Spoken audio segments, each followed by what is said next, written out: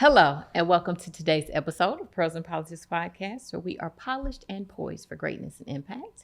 My name is Kahalah, and I'm your host. Thank you so much for joining us today as we talk about advocacy. You know that's our thing here at Pros and Politics Podcast, and today we have advocates for children. We have Schalene HOUSTON-BUTLER with CASA St. Louis. Hello, Schalene. Hello, and thank you so much for having me today. We are so happy to have you. We love children. Yes. We love advocacy. Absolutely, because that is what CASA of St. Louis is about. Yes, so we love that. And so when you reached out, I was like, I am so familiar with CASA, obviously, in my years as the circuit clerk. I said, so I would love to have you come on and share what CASA does, who you are, and just all the ways that we can support and know. Because a lot of times it's about knowing, because Absolutely. You can have a family member or a friend who may be in need of services that you provide, or just being able to inform people. And so we would love to first hear all about you. But Sure. I see elephants. Yeah. I see the beautiful shade of red. Elephants. Are you great? I absolutely am. I am a member of the best sorority. Okay. No. So I am a member of Delta Sigma Theta Sorority Incorporated, the East Awesome. St. Louis Alumni Chapter. Awesome. Yes. Awesome. And we have a mutual friend. Absolutely. So I came across your podcast because my line sister is Jocelyn Sandifer.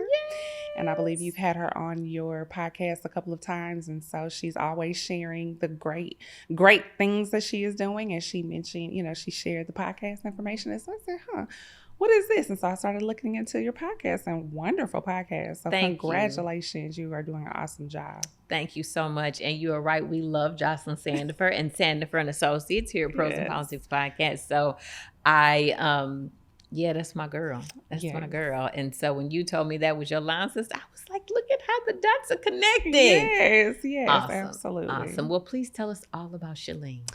Oh man, Schalene is just your average, working woman. I'm married, a wife, a daughter, sister, so a friend to many. And so I'm just out here, and that's pretty much me in a nutshell. I love the St. Louis metro area. I've been here for years now. Went to school at Southern Illinois University, Edwardsville. Okay. And so that's how I got, stayed in the area, did an internship here. And so I'm here. Yes. Yeah. And you are with CASA St. Louis. I am with CASA of St. Louis now. Started within the last year in a new role, a role that was created. They saw that there was a need, and so they created this role, which is the volunteer recruitment and outreach manager. Okay. And so that is what I'm doing with CASA. I'm recruiting and I'm outreach, you're reaching out. That's right. You're reaching out. And I love that. And I love that you understand just there are different ways to do outreach. So here you are on a podcast doing outreach, and there are just so many different methods to be able to reach people and share the mission and vision of CASA. So please tell us more about that. So the mission, we are here to, first and foremost, let me start by saying that CASA stands for Court Appointed Special Advocates. And so I know people are like, well, what is CASA? So CASA, that's what it stands for. Our mission is to recruit, screen, and train community members to become highly trained volunteers who advocate on behalf of children in the foster care system due to abuse and neglect.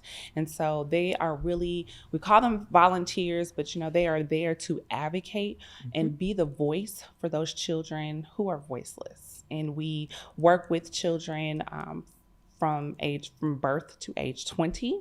Okay. And just providing them with that person that's going to be there to speak up on their behalf. I don't want to say, but just going back a little bit further, also, CASA is a part of a national program. So CASA of St. Louis is a part of a bigger program, a bigger platform.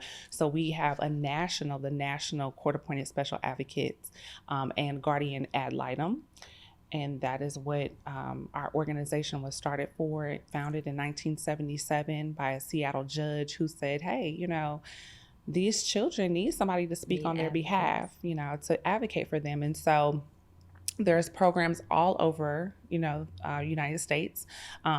Our program in particular, CASA of St. Louis, we were founded in 1980 under the guidance of the National Council of Jewish Women. And we later became our own 501c3, again, advocating for those children. Same mission, everything, just aligning with that national program.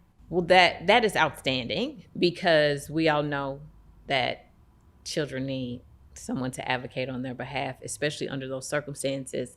As I stated a little bit earlier, I am familiar with CASA because as the elected circuit clerk in St. Clair County for many years, obviously there was close work with CASA. Particularly in the juvenile division, obviously. And my husband for several years was the judge in juvenile court in St. Clair County. So there was a lot of interaction with CASA. So you wanted to tell us and our listening and viewing audience about your volunteers. Yes. How you recruit, okay, the need, yes, and the training. So please go ahead.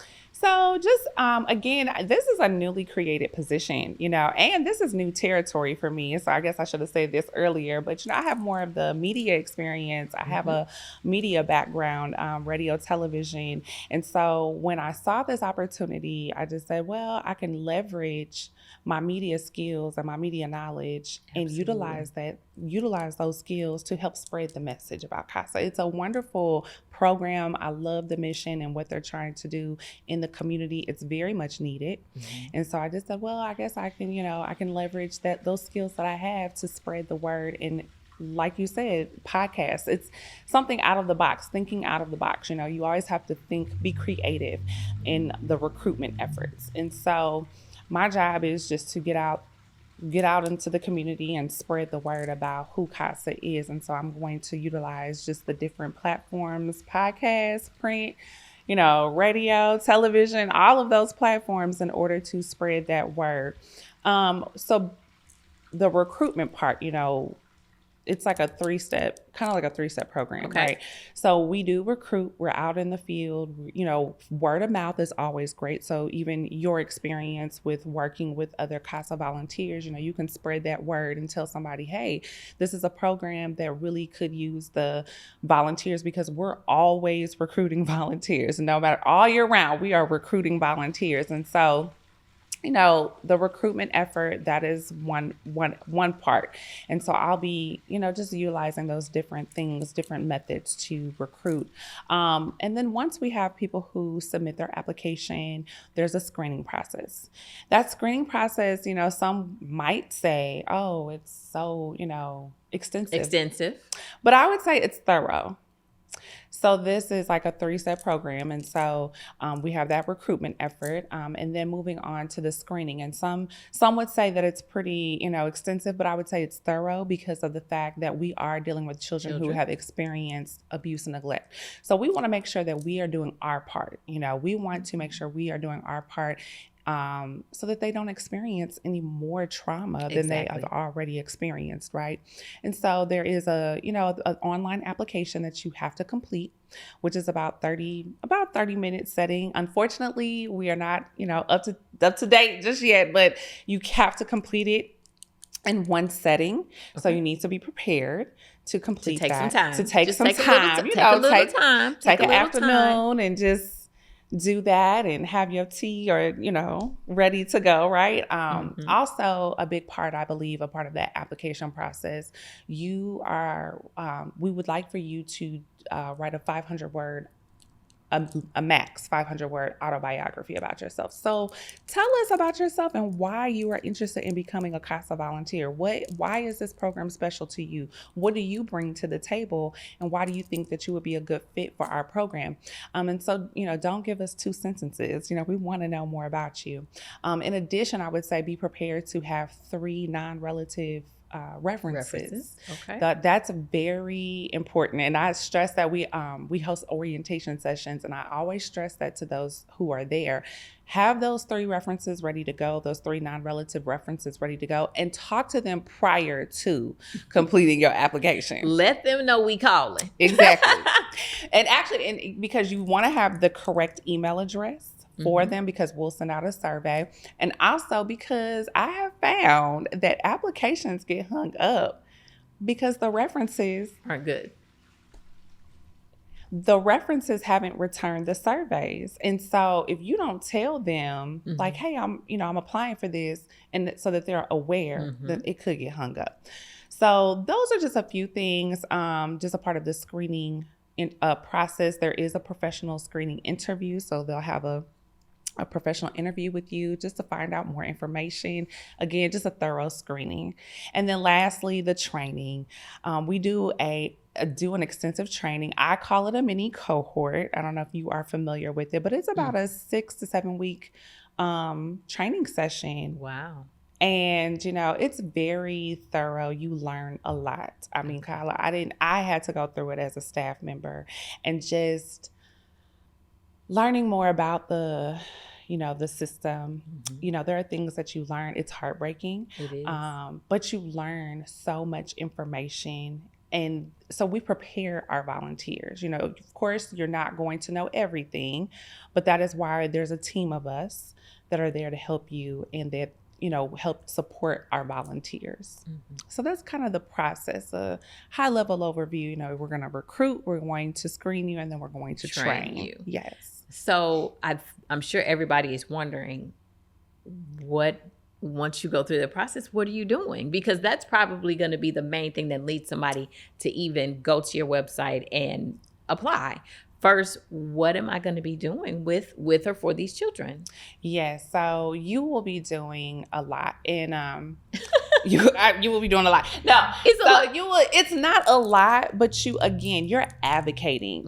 We like to stress that you are more of a this is an advocacy role versus a mentorship role. Absolutely, because you mentioned your husband being a judge, and I'm sure, and I've heard other judges say this, and I'm sure your husband can say the same, but without the CASA volunteer there advocating for that child, the judge doesn't, they don't get the full picture. They know when that child has a CASA representative there with them, they're going to get everything that they need to know to make the best decision. And that's awesome. What it all boils down to, making the best decision for the child and, in their best interest. So the volunteers are going to be meeting monthly with their assigned child. They'll meet monthly, kind of observe, take some notes, listen to their child. You'll develop that relationship. In addition, you'll also meet with other team members. So you will meet with the social worker, the chief, the deputy justice officer, you might have to pull records from the doctor's office. You may have to go talk to that child's teacher. Your service provider. Exactly. Gotcha. So there's everything, you are going to work with a team as a volunteer, not left alone. And most importantly, CASA of St. Louis, we have staff members. So we have what we call case advocacy supervisors. So our volunteers are each assigned a case advocacy supervisor to work with them and to help them through that process. And that's pretty much, what you do as a volunteer. And then you are assigned a court date to be present with that child as they attend, go through court. And I always say, I'm so glad someone thought about having a volunteer there for this, because me personally, as an adult, I don't want a ticket. I don't want to have to go to the courthouse. I don't want to deal with anything. It's complicated. So I'm grown. I can only imagine how a child feels. Absolutely. And so having that advocate there, that volunteer there, helping them through that is what matters the most. Absolutely. And with it being volunteer and there being court dates and things, are your volunteers typically in what professional line of work that allows for that type of flexibility? We have volunteers in all walks. Okay. Okay. So it's not just, retired people. We have people who are still in the workforce working. We've had students who are, kind of they're in this area, I should say. They're staying, they're in this St. Louis area. They know they're going to be in this area. So we've had students who complete, they go through that volunteer process and they become advocates. We have married folks, single folks, just anybody. Anybody who cares. Anybody about who cares. Advocating for children. Yes, is welcome. Absolutely. We accept all community members, 21 years and up, I might add, 21 years and up. And so they'll go through that whole process, that screening process. Like I said, I do want to focus on, the demographics. And so yes, we welcome all community members who are ready to advocate for children, but we are really seeking, African Americans to join us in this effort. It saddens me when I pull the numbers and I see that CASA of St. Louis, and our program, we serve the St. Louis City and County jurisdiction. Okay. And in our program alone, the kids that our children that we serve, it's 70% are African American in the foster care system. Mm-hmm. And so we are really pushing, we want all of our community members to become involved, mm-hmm. but we are really seeking our members in the African American community. This is the audience. I know that you have this audience. And so I wanted to tap in and say, hey, our babies need you. Absolutely. Our babies really need us to come together. I would say that, that old, adage that it takes a village. I knew that's where you were going. It takes a village. Absolutely. We can't do it alone. And I think that is so important for us to remember that here we go again. It seems like it's gonna be a theme for the 3 or 4 episodes. Representation matters. So that is so heartbreaking to know that roughly 70% of the boys and girls in this region that are in foster care are children of color. Yes. So some might say, oh, well, so why as long as they have an advocate? That's why representation on the bench matters.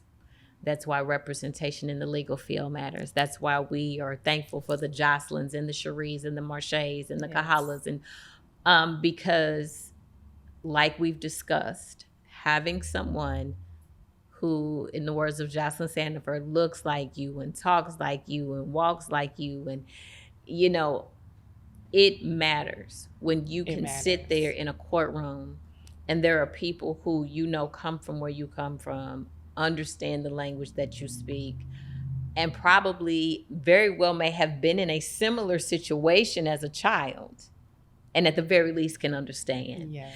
And yes, as Schalene stated, all are welcome. We welcome all. But we need to start protecting and advocating for ourselves, and it starts with our kids. And so I am so happy that you're here and expressing that, and that you are given the latitude and the space to be able to even express that out loud, because nobody knows if you don't tell. No. I would have never known. Yeah. I want to interrupt real quick. And when I say 70%, that's just 70% in our program. Wow. In CASA of St. Louis, in our program. So we don't know. There are other programs, CASA programs, even in Illinois and South, the Southern Illinois area, out in, St. Charles. So I don't know what those numbers look like, right. But our program is 70% are African American. Again, there are other children. Mm-hmm. I don't want to dismiss that. Absolutely. So that's why I stress we accept all members. But yeah, there is a big push for we need us. And I think that's something that we really need to focus on in all areas. What did we talk about before we started taping? And we were just having a conversation about the many areas that our communities need information. Mm-hmm. Not misinformation, information. Absolutely. Whether it's financial literacy, whether it's, continuing to pursue education, whatever that looks like. It doesn't always have to be, college. It can be a trade or a vocation. It doesn't always have to be an HBCU. It could be a PWI, and there should be no shame in that. Like, there are just so many areas that we are still behind. Yeah. And what you're saying is there are children right here in this area, and the predominant percentage are children of color. And we've got to figure out why that even is a thing. That's another conversation for another day. Yes. But I tell my children all the time, it's a lot of conversations I don't want to have with you, but I'm going to have with you because that is the reality in which we live. So we can keep fighting for a different reality, but today, this is it. Yeah. So today, it is 70%. Yes. And so as we try to find other means to decrease those numbers, right? In the meantime, there are children that need us today. Today, absolutely. And so that's why I'm so glad you're here to put the charge out, to put the call out. The children need us today. Yes. And I know the big thing, and the other thing I want to also share, when I say it's a team effort, we realize, especially, with the pandemic that happened, we know that every sector in this workforce is experiencing some challenges. And you may have seen in your local papers, the negative connotation, the negative talk with, foster care and this and that. So that's why CASA is there as like a buffer. We can't help that. We're not here to down any other sector. We're here to help.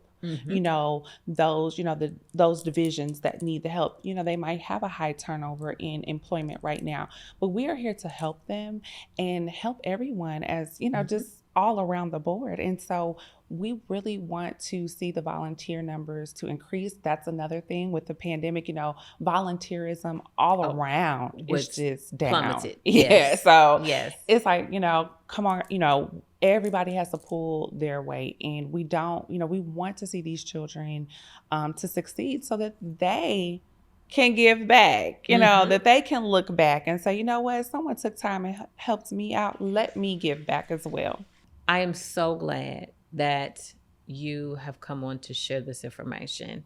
And it is my hope that our listening and viewing audience will accept the charge, because I know that a lot of people that listen to our platform, they are civic-minded individuals. They are parents. They are grandparents. They, and many of them are involved, obviously, in their communities and community service and in the work for the people. And that is a heart-wrenching, jarring number. Because you only think about the way your life operates unless you're provided with the information. So when I think about Jocelyn and Adam's 3, and I think about my husband and my 3, and I think about Chris and his, family, him and Juliana and their children, and I'm not in my world. They're not in an abuse and neglect situation. They're not in a foster care situation. So in my world, 100% of Black babies are still with their parents, right? Though my husband obviously worked tirelessly for hours a day, obviously, Kahalah, there were countless children that CASA and the system, the juvenile system, dealt with, right? So, but again, I'm not on that bench, right? That wasn't my role. I was the clerk, and now I've transitioned. So it's so important for your outreach, right? For you to reach out the way that you are on social media, through podcasting, through whatever, because we just don't know the struggles that our children face outside of the four walls of our homes. And many times, now I'm sure that there's, just like I have my circle, I'm sure there's a whole circle that only know a struggle. But we have to be cognizant of not just ourselves, but of the men and women, boys and girls around us that are human. Okay. That Absolutely. exceeds beyond race, that exceeds beyond gender, that extends to human beings that should not be abused, that should not be neglected, that need advocates. And then what did you say? It's that one CASA advocate that will be able to touch the life of a child, advocate for them, and that child can grow up. Because I do know some very successful men and women who were foster children, and you wouldn't even they're like, well, I didn't have a good experience, but that's what made me, or I did have a good experience and that's what made me. And so, of course, the objective for CASA and the advocates is to grab these children, to love and advocate for them for a better life. For absolutely and we want to see them reunified. You know, as long as they are placed back in a safe and stable environment, that's the number one goal, safe and stable environment. So if that means, helping that family, because the other thing I learned in the training that we took, that 6-7 week course, and I was very naive to this. We don't know what happened in that home for that child to be taken away.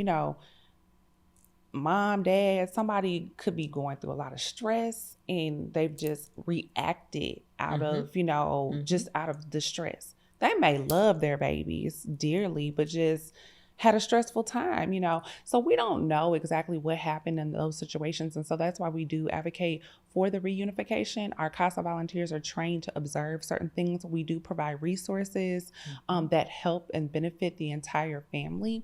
But yeah, when you say you're thinking about your own family, you don't realize that somebody else is going through something tough and we just don't know. So that's why we have to pull all of our resources together, connect with other people. Oh, I know this person. We know, such and such organization that helps with providing you with jobs, and so that's really what the whole goal is, to keep them and so that they can become civic members of the community as well. Absolutely. Well, is there anything else that we can do? So we know we can volunteer, we know we can get screened and do all those things and be advocates, but obviously CASA of St. Louis and CASA in general is not for profit. Yes. So how else as we close, how else can we support CASA? So I always say, look, I don't know if y'all say this, but I know the Deltas are sure be on us about your time, talent, and treasure. Okay. Absolutely. So we are, I apply that now. I'm like, oh, well, we need to apply that to CASA. So your time, we need your talent and your treasure. So of course the time piece is becoming a volunteer, which I realize, again, we say, 10 to 12 hours per month. And actually, let me back up and add this, because I did not add this earlier, but, a case can be anywhere from 12 to 28 months. Now, we really encourage our volunteers to remain on that case until permanency is reached. And permanency means until that child receives a safe and stable environment. Okay. And so that's your time. So if you're on that case for 12 months, 24 months, 28 months, we really hope that our CASAs remain. We do realize that life happens and that CASAs have other things that go on. And so again, it's that team environment. So we have our case advocacy supervisors ready to step up to the plate if needed. But that's that time piece, that time element. Your talent, again, that goes into that autobiography. When you fill out that application, what do you bring to the table that, I have experience in the judicial system, and so I want to bring my talent and help advocate for these children. And of course, if you don't have the time, we always are accepting donations. That's right. We are accepting donations to Drop help those further coins, our please. mission. Yes, please. So the donations go towards, just helping to further our mission. So whether it's purchasing gift cards for those like the CASA volunteer to distribute to the child or the foster care provider, if they need something, if they're in need, I don't know, they could be needing of transportation somewhere. They might need a bus pass or something. So our donations help further our mission just in various ways. And so those are the different ways that you can volunteer. So you don't necessarily have to become a volunteer if you don't have that time, but you can also donate, monetary donations. You can visit our website, stlcasa.org, and you can learn more about how to donate. Absolutely. And you, CASA of St. Louis is on Instagram? We are on Instagram, Facebook, Twitter, and LinkedIn. Okay. And you can visit our website, stlcasa.org, to connect with us. Absolutely. Well, thank you so much. This was just packed with information, Yes. Valuable information, most notably for the children. Yes, we just really want our community to come together and advocate for our babies and our community. They need it. They need it. Thank you. Well, thank you so much. I would love for you to come back. Sure. Because I'm sure you have so much more to share. And, as you continue to garner more time and talent, as you continue to garner more treasure, as those numbers start going down, as the advocacy turns it from what it is to what we desire for it to be, I would love for you to come back and share. And you can bring others, whether it's, the director or whether it's other people or whether it's an actual advocate who can speak directly to the work that they are doing, the process, and then being able to advocate for a baby or baby somewhere. That would be awesome. They have the stories. Yes. I'm just listening. But they actually have who actually are living it with those children. Yes, they are living it every day. Well, absolutely. We'll be back.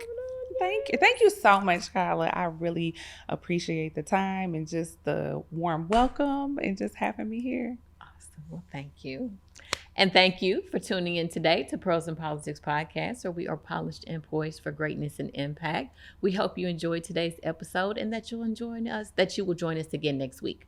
But in the meantime, please like, love, share, and subscribe, and we'll see you soon. Bye-bye.